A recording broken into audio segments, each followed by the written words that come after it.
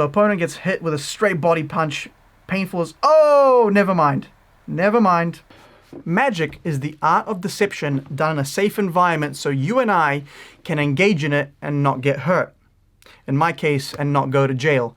For me, magic was never about the puzzle. It was never about me trying to figure out how it's done or you trying to figure out how it's done. For me, it was always about the psychology of deception. Why does magic work? Why do you get fooled? The mechanisms by which the mind can be fooled. That is what I'm interested in. If I take a card, one without a signature, and I sign it, okay, and I place it somewhere inside, 25 cards, let's say, you're familiar with this pack of playing cards. You're familiar with placing a card inside. You're familiar with what that would mean to you if you were to do this. You're familiar with all these concepts. So it's impossible for you to have an idea as to why that card came out of my pocket. This plays on previous patterns and regularities you've observed in your own life. This plays on my knowledge of what your experience with a pack of playing cards will be or is. Everything about that little encounter we just had was planned in a way that makes it seem like I'm doing exactly what you would do, or that there's something that everything is natural to you. When you look at that encounter, all the moves have to be hidden under a layer of natural movement that looks exactly like something that you're expecting to see. Doing magic gives you an insight into deception as a whole. You start to understand the way people get deceived. You start to see what politicians are doing to be able to win a vote. You know, you start to see how certain things work just because the concepts stay the same. They never change. It's only the medium that changes. Now, I've been saying this for a while, but recently I had a pretty crazy realization. I was sparring with one of my training partners in Brazilian Jiu-Jitsu, and I go and I transition, I do a fake and I go for the move. And it's like I literally felt like he read my mind. So the exact illusion that mentalists are giving and, a magician might give, that he's reading your mind. And it's like, how did he know that? That is the exact feeling I had mid-move. As I was making this move, I could see him adjusting before I had even began the move. But by the time I noticed that I was already in the move, so there was no turning back. And as I'm sliding down for, like, I think it was a knee slice, or I can't remember exactly what it was, but as I was sliding down, I just see him adjust his hips. His hand instinctively comes up for the underhook. It's honestly like he read my mind. And after that, I started thinking about it, and it's really the same thing. In a combat sport, in a fight, two athletes go against each other, and they're basically both magicians. They're both trying to fool each other. They're both trying to give each other feints and patterns and regularities, and then switch it up at the last moment, right as and lure the opponent to a sense of security, or get them moving in a certain way where they can execute their moves. But enough of me talking. Let me show you some videos of deception taking place directly in the octagon. Okay, so this was a massive, massive moment. Conor McGregor, Jose Aldo, if you follow combat sports, this was one of the biggest fights in history. And Jose Aldo was undefeated for 10 years straight, something like that. And Conor was just getting in his head. So he knew he was pissed off. He was ready to just knock him out. And watch Conor just draw him out right here. Watch him draw him out. Boom. He hits and pulls back. Hits, pulls back. What's he trying to get him to do is to make him walk into his space for the counter punch. That's what he's known for. If you're fighting Conor McGregor, you know he's going to do this. So he's just boom, hit, walk back, hit, walk back. Watch him as he gets followed. Boom. That's it. I mean, it's hard to tell in a striking environment, but everything is a pattern recognition, and you're trying to fake the pattern and make it seem natural, make it seem the same, and then boom, you hit him with the move that it looks the same, but it's a completely different thing. He wasn't defending. Same thing here. Now, Mike Tyson was a genius at this. Let's roll it back a little bit. Watch this. Mike Tyson, watch this. Not only was he amazing at actually delivering and fooling his opponents into not defending, but he was so good at recognizing the patterns. Watch his head movement. Boom. This was my favorite. This was my favorite. He's bobbing and weaving, and he makes the punch look exactly the same. Look, he didn't move a muscle. He moves to the side, throws the punch, and it looks the same as his normal bobbing and weaving. The same way that the card getting shuffled looks like the card not getting shuffled in Magic. That's what he's doing here. He's making it seem like he's bobbing and weaving and throwing that punch without even putting himself into it, so that the opponent cannot recognize the bob and weave, the movement to the punch. It's insane. If you actually analyze it, everything looks the same. Look, he's moving, he's moving, he's moving. You just don't know when it's going to come. You have no idea because everything looks the same.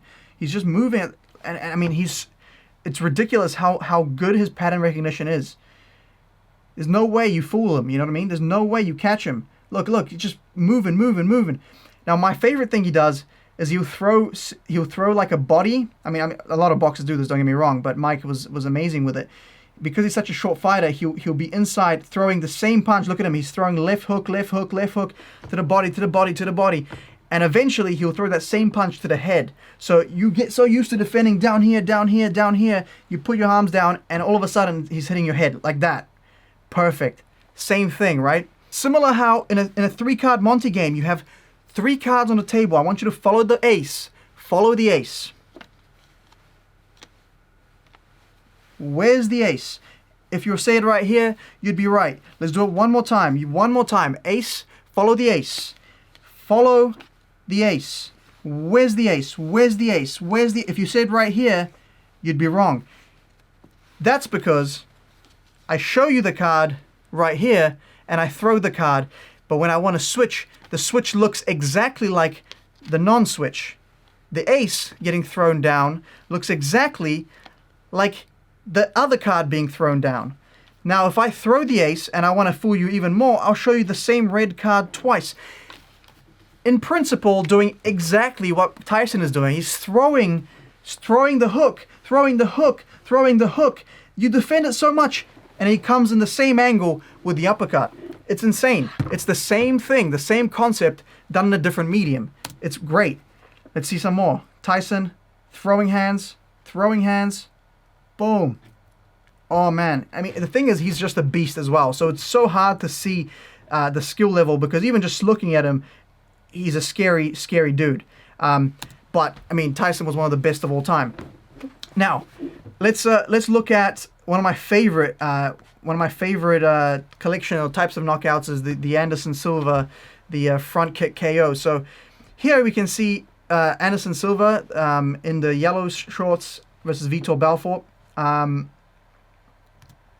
He's here. He's measuring the distance, and boom, he throws that back kick. Vitor thought it was a body kick, so he doesn't really defend it, and it goes in between his hands and just connects on his face. Now, we're seeing the highlight here, right? But you have to understand that the patterns and the reading of the opponent is happening throughout the whole fight. And the highlight is just the last bit of part where the guy gets fooled, right? It's not like everything is happening in this one moment. The whole fight leading to this made Vitor's hands get relaxed at that range, made him feel safe there, made him feel like, oh, he's not going to kick me to the face. Boom. So it's the whole collective fight. His experience with Anderson Silva in that moment told him that this is a safe position to be, and it wasn't.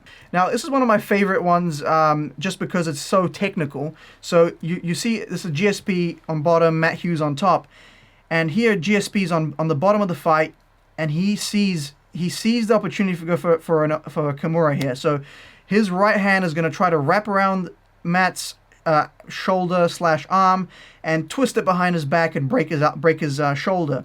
Now Matt's aware of this, and as he feels him basically trying for the Kimura here to wrap up the arm, instead of defending, he kind of lets him start getting it. And as he starts getting it, he'll spin around and use the fact that he exposed his hand to get his own arm. So, boom, and there's the armbar there. So, Matt could have easily just turtled up and tried to defend the Kimura there, but instead, he basically baits it. He lets him have it. He's like, yeah, you can have it. Spins around, gets the armbar. I mean, beautiful stuff. Beautiful, beautiful deception. He fell for it. He got fooled in that moment. The same way as a magician would fool someone, GSP in that moment was fooled by that armbar. He didn't see it coming. One of my favorite ones, another favorite one of mine, these are all kind of a collection. DC, Daniel Cormier, in a wrestling tournament. So this is just pure grappling. The reason why I think it's interesting is because this is a single, like a simple wrestling shot, double leg, single leg. You learned this in like your first day of wrestling, right? So the fact that he's able to do it and the wrestlers are able to do it tells you that it's more to it than just the move. So let's take a look. You see Cormier tie up the head, he fakes it, and goes for the shot. Now, that didn't look like much. It's a single there. He finishes the single leg. That didn't look like much, but I'll show you that one more time, and I'll stop and let's try to think what's going in his opponent's mind, okay? The psychology of it. What's actually happening in the opponent's head right now? So, Daniel Cormier, this guy right here, he has his head, he's going to snap his head down. He snaps his head down to the ground and fakes that he's going to go in for the shot. Now, so what he's just done, he's conditioned his opponent to go, okay, he's going to snap my head down and then he's going to try to shoot. He's going to snap my head down and he's going to try to shoot. As soon as I feel the snap down, I have to defend the shot, okay? Watch what happens next. That was really quick. Again, it's hard to tell, but snaps him down, fakes. He starts reaching for his head again. As he makes contact, before even snapping him down, he breaks the pattern. He breaks the pattern that his opponent was used to, which was snap down, shot, snap down, shot. As he touches, he shoots without the snap down and gets the leg. Because his opponent was expecting him to snap him down first and then shoot. This one went viral several times, and I'm going to keep the sound on for this one just so you can hear it. We'll watch it once through, and then I'll comment on it.